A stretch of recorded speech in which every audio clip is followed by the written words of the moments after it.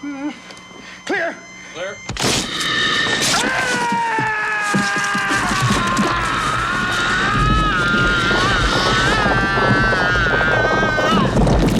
When it was released in 1982, John Carpenter's The Thing was heavily criticised by both audiences and critics.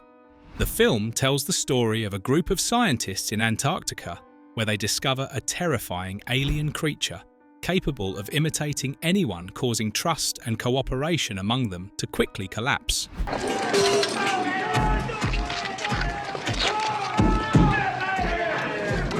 The isolated, freezing and paranoid atmosphere creates an extremely haunting psychological horror experience, forcing the audience to wonder who is still human and who has been transformed by the creature.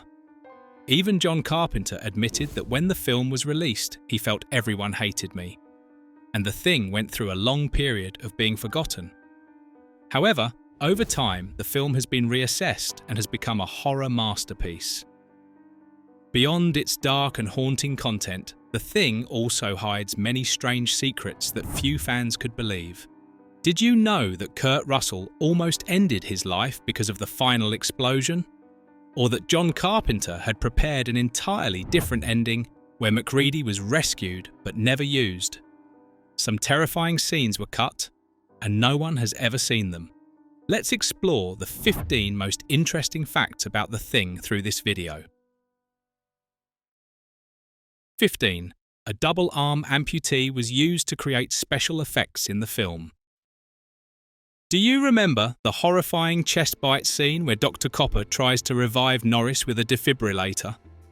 When he presses the metal plates onto the patient's chest, Norris's chest suddenly opens, revealing a massive jaw that bites off Copper's arms in an instant.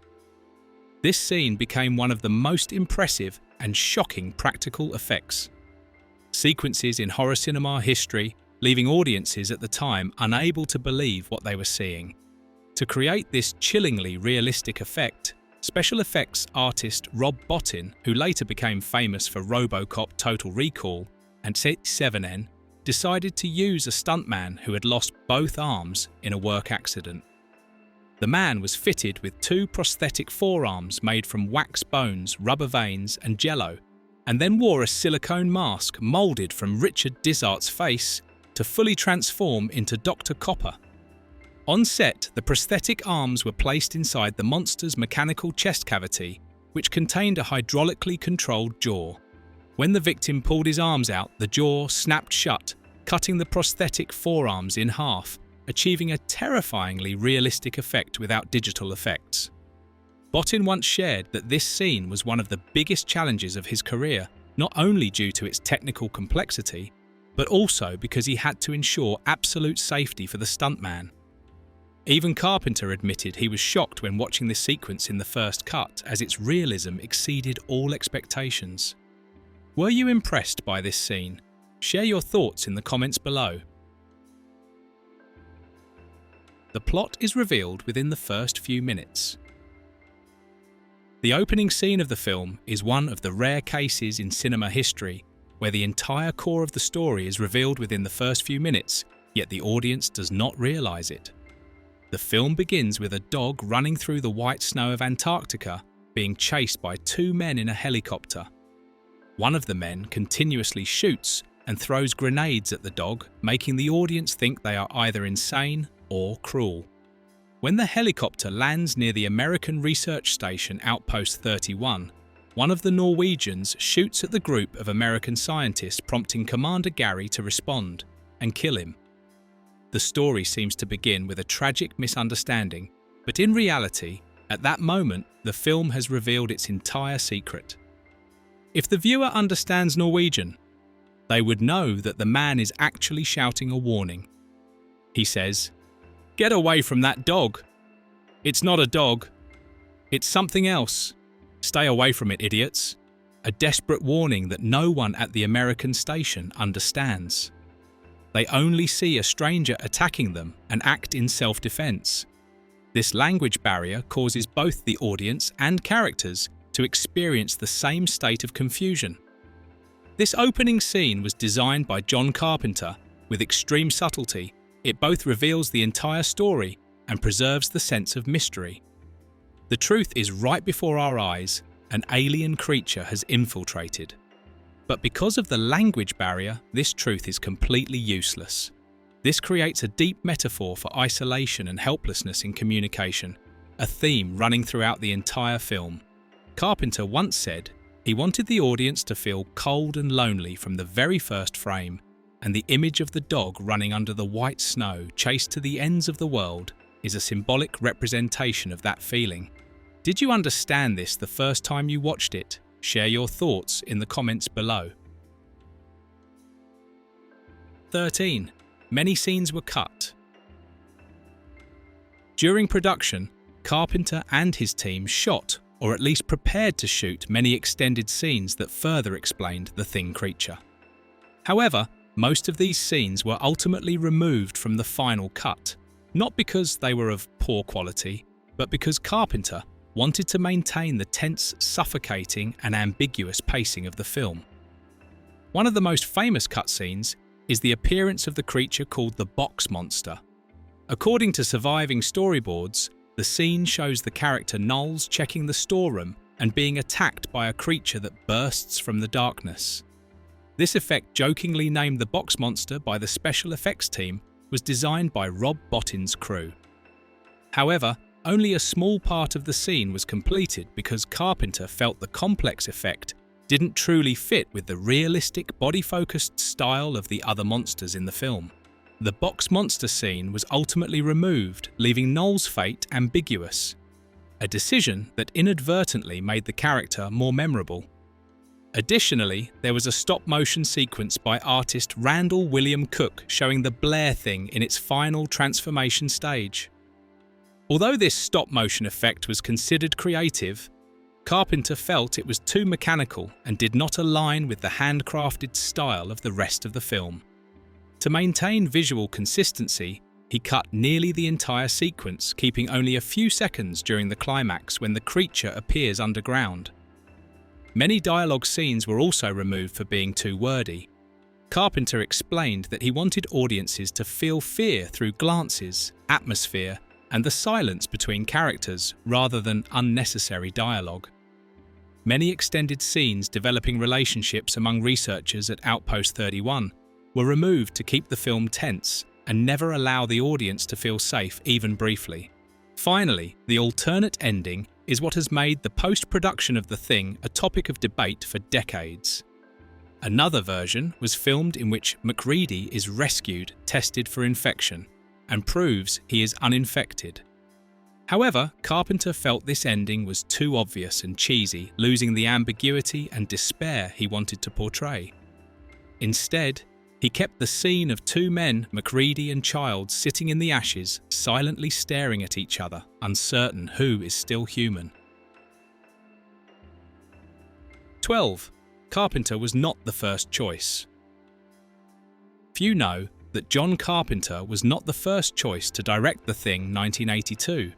When the project was launched, producers Lawrence Terman and David Foster were eager to bring Carpenter on board, admiring his tense and dark style in Halloween 1978. However, Universal Pictures, the production company, had other plans.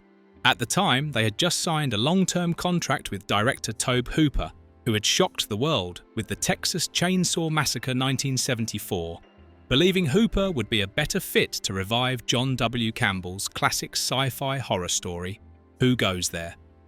Universal assigned the project to Hooper and screenwriter Kim Henkel, co-author of Texas Chainsaw Massacre. However, the two script drafts they submitted were rejected. One strayed too far from the source, leaning toward a space adventure. The other was deemed too weird and lacking in horror. After months of stagnation, the project was nearly frozen. At this point, Terman and Foster lobbied Universal to reconsider Carpenter, who was emerging as the king of independent horror after the success of Halloween and Escape from New York. Finally, Universal agreed to hand the project to Carpenter, and this decision completely changed the fate of The Thing. Carpenter approached the work with the intention of staying more faithful to Campbell's story, a tale not just about an alien monster, but about fear, paranoia, and human survival instincts when faced with the incomprehensible. He eliminated the adventure elements Hooper proposed, focusing instead on the enclosed space, cold and isolation of Antarctica, where humans are put in a situation of anyone could be the enemy. 11. Hooper's script was very different. In Hooper's draft, the alien had no shape-shifting or assimilation ability. It was simply a man-eating monster described as a physical threat rather than a metaphorical or psychological one. The story revolved around a character called the Captain, obsessed with hunting and destroying the creature, a figure resembling Captain Ahab in Moby Dick. Structurally, the film was written more like a monster-hunting epic than a horror story about suspicion and isolation.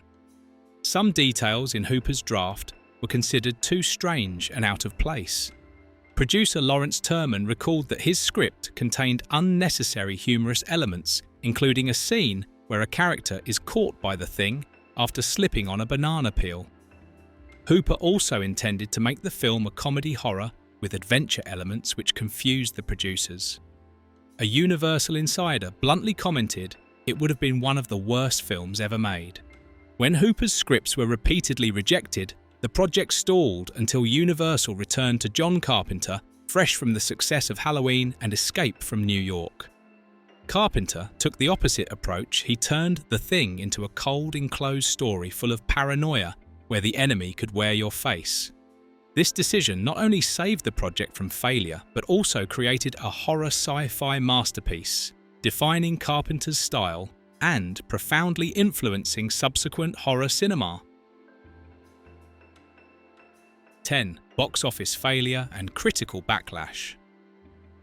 When released in June 1982, John Carpenter's The Thing became one of the most painful failures of his career. The film had a budget of around $15 million, but only grossed just over $14 million in North America, far below Universal Pictures' expectations. Carpenter later admitted at the 2013 Cape Town Film Festival, "The film was a complete failure on release. Fans hated it. They thought I was terrible violent.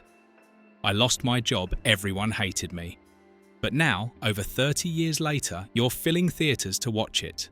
The main reason for The Thing's failure was its release timing. Just 2 weeks earlier, Steven Spielberg's E.T. the Extraterrestrial had become a global phenomenon, presenting an image of a kind, benevolent alien with a warm, hopeful ending. In contrast, Carpenter's The Thing presented a completely opposite image. A malicious alien hiding in human bodies, bringing isolation, distrust, and extreme fear. Audiences in 1982 still caught up in E.T. His optimistic frenzy were not ready for a cold, pessimistic film with no room for trust. Carpenter said, "I made a really dark and exhausting film, and I don't think the 1982 audience wanted to see it. They wanted to see E.T., and The Thing was the opposite." Critics at the time were also unforgiving. Vincent Canby of the New York Times described the film as absurd, gloomy, mixing horror and sci-fi to create something both interesting and unappealing. Roger Ebert of the Chicago Sun-Times gave it 2.54 stars, calling it a wonderfully silly film, but disappointing because of shallow characters and irrational behavior of the scientists. Most reviews argued that Carpenter focused too much on practical effects and gruesome scenes, causing character and emotional depth to fade. For audiences of the time, the images of ripped flesh, exploding heads, transforming bodies were too shocking and unfamiliar for mainstream entertainment. It wasn't until many years later that audiences and critics began to recognize it as a pioneering work on survival fear, isolation, and human suspicion. Rob Bottin's practical effects were praised as masterful in horror cinema, while Carpenter's storytelling style became the benchmark for horror of paranoia.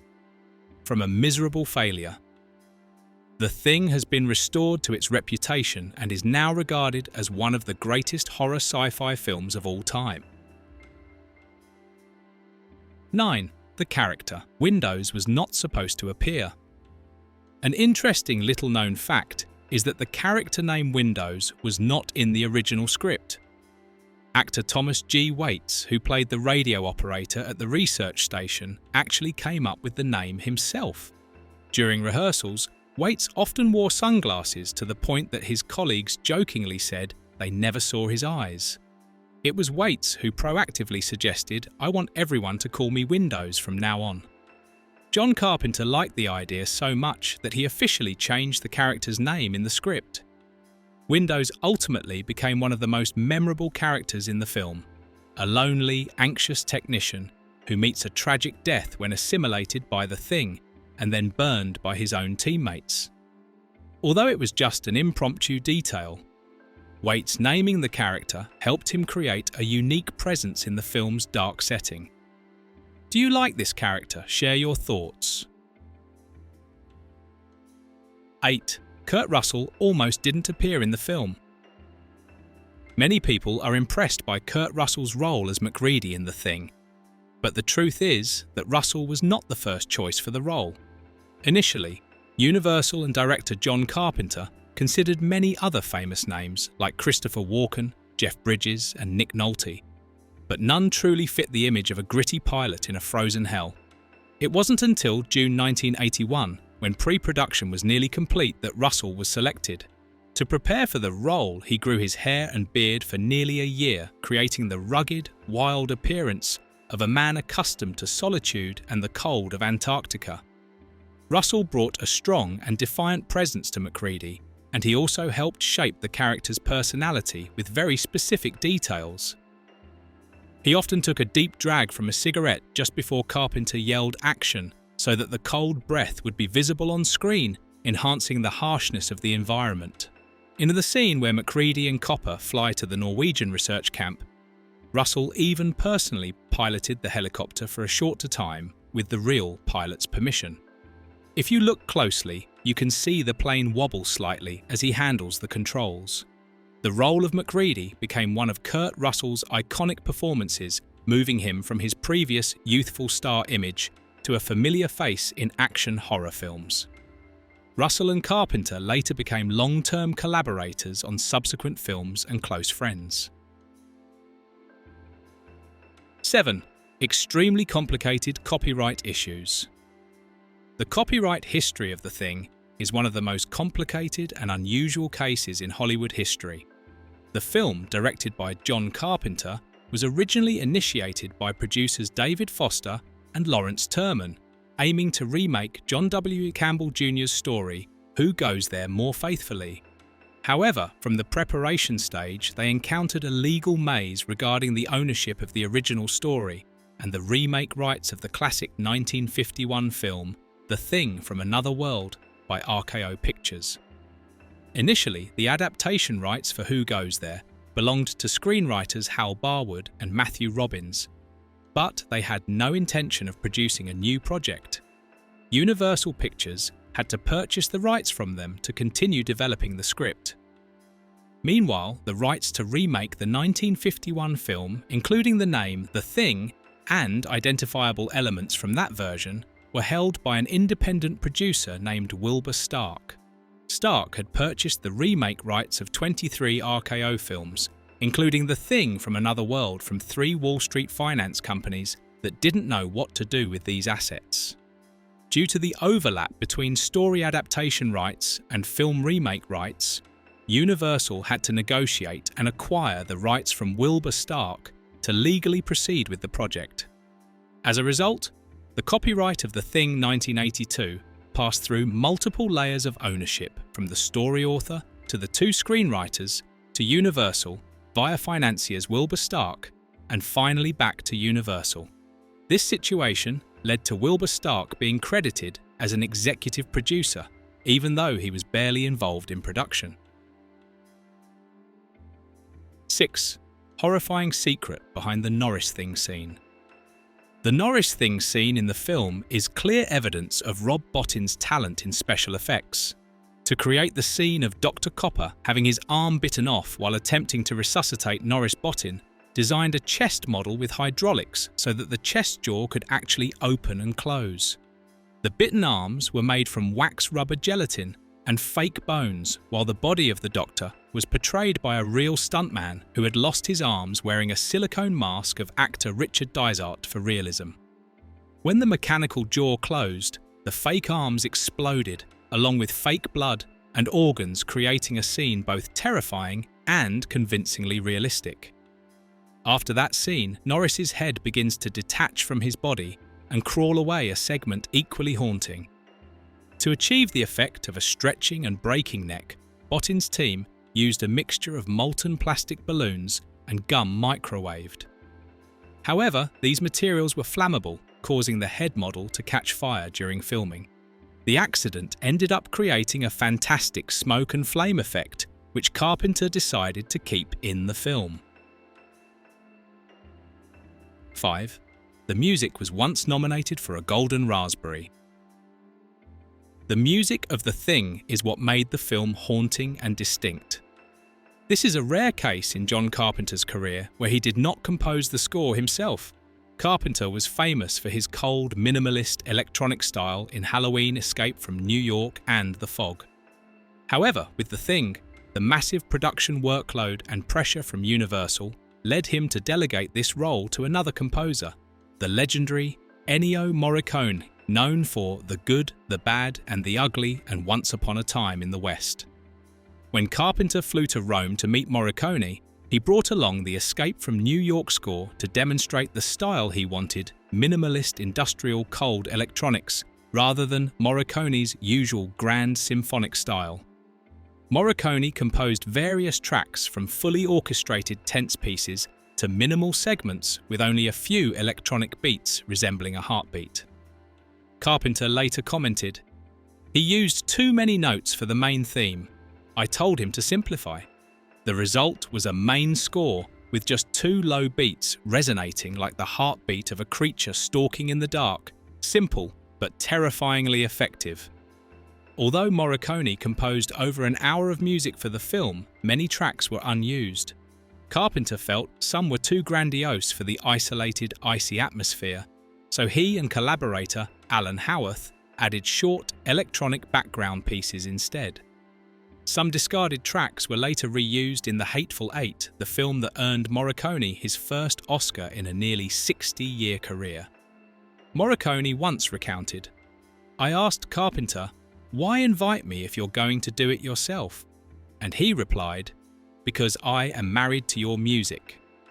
Interestingly, the score was initially critically panned and even nominated for a Golden Raspberry for Worst Musical Score.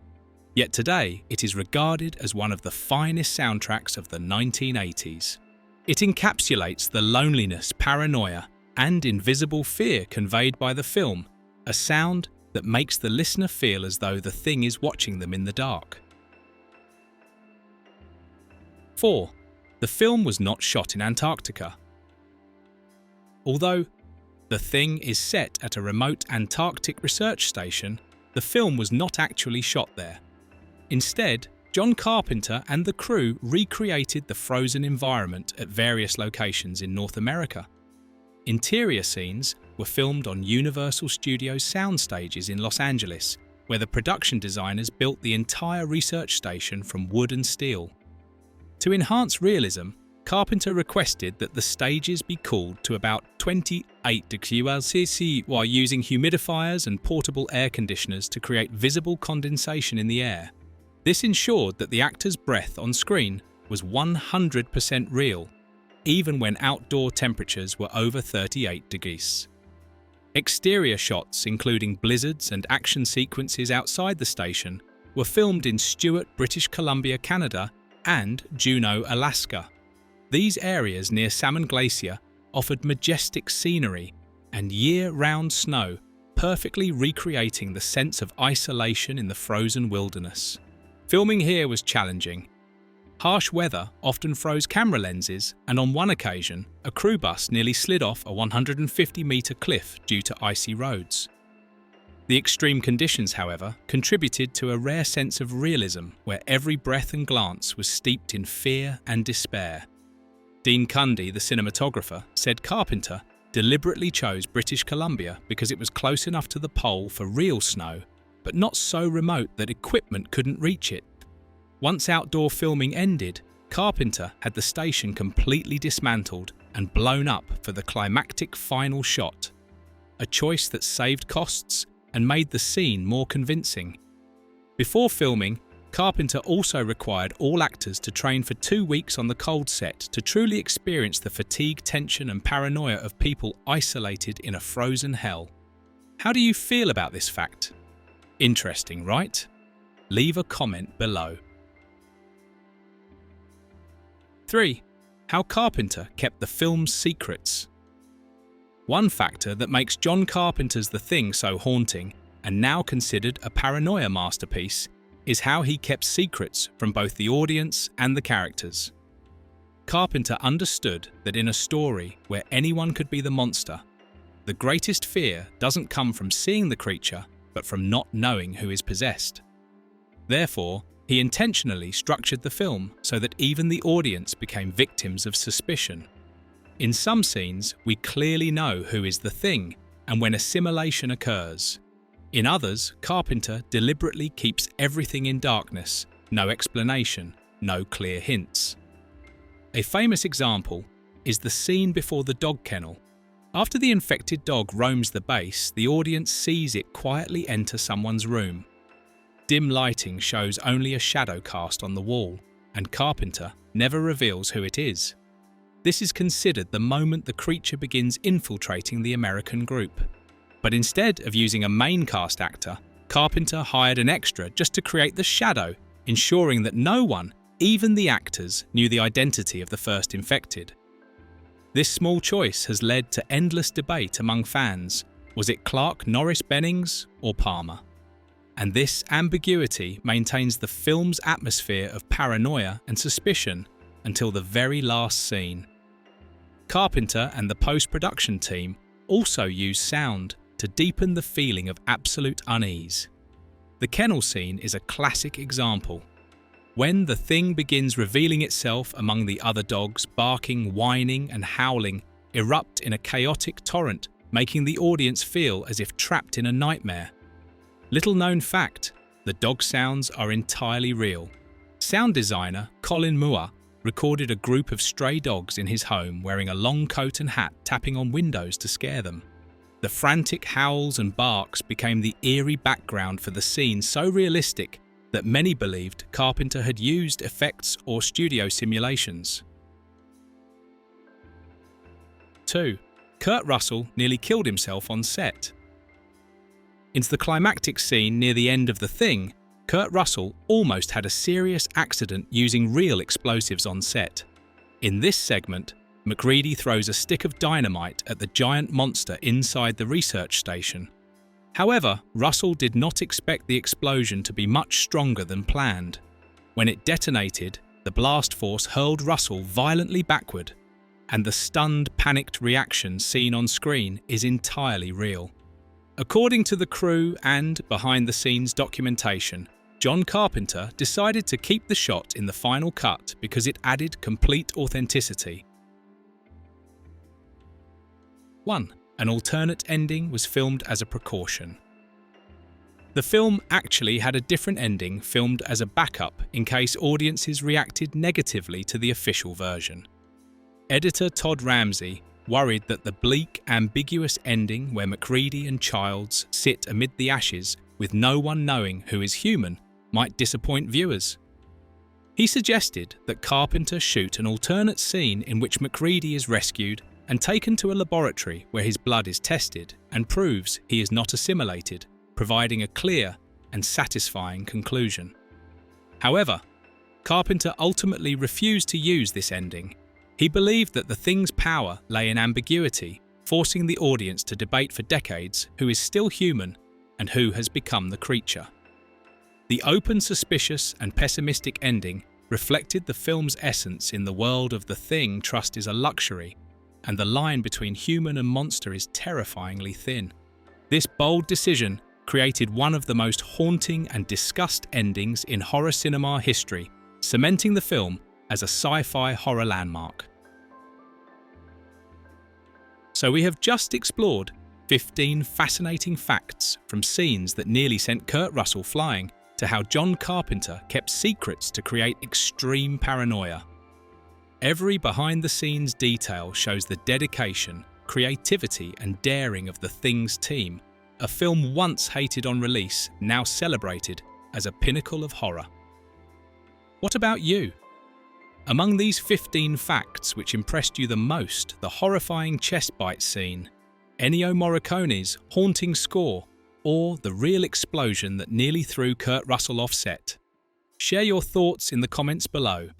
Don't forget to like, subscribe and turn on notifications so you won't miss future videos where we'll continue uncovering untold secrets behind legendary films.